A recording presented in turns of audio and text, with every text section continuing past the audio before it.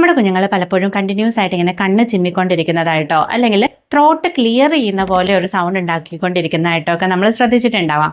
പലപ്പോഴും നമ്മൾ അത് അവരുടെ ഒരു ഹാബിറ്റിന്റെ ഭാഗമായിട്ട് കരുതിയേക്കാം. പക്ഷേ ഇത് അങ്ങനെ ആവണമെന്നില്ല. ടിക്സ് എന്ന് പറയുന്ന ഒരു കണ്ടീഷൻ ആവാം. അപ്പോൾ അതിനെക്കുറിച്ചിട്ട് നമുക്ക് ഡിസ്കസ് ചെയ്യാം.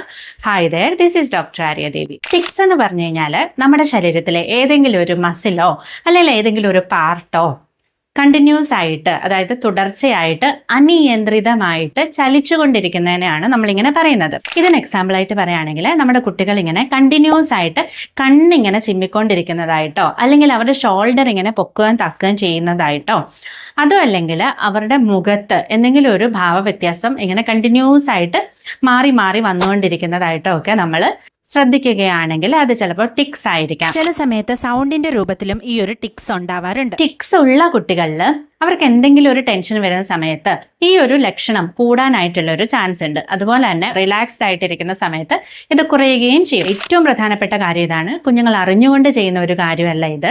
അതുകൊണ്ട് തന്നെ നമ്മൾ ഇത് നിർത്താനായിട്ട് അവരെ വഴക്കൊക്കെ പറയുകയാണെങ്കിൽ അവർ കൂടുതൽ കോൺഷ്യസ് ആവുകയും ഇതിനെ കൺട്രോൾ ചെയ്യാൻ ശ്രമിക്കും തോറും ഇത് കൂടാനായിട്ടുള്ള ഒരു ചാൻസ് വളരെയേറെയാണ്. ഇത് സാധാരണഗതിയിൽ കൂടുതലായിട്ട് ഒരു 5 വയസ്സ് മുതൽ 10 വയസ്സ് വരെയുള്ള കുട്ടികളിൽ താൽക്കാലികമായിട്ട് വരികയും തന്നെത്താനെ മാറുന്നതുമായിട്ട് കാണാറുണ്ട്.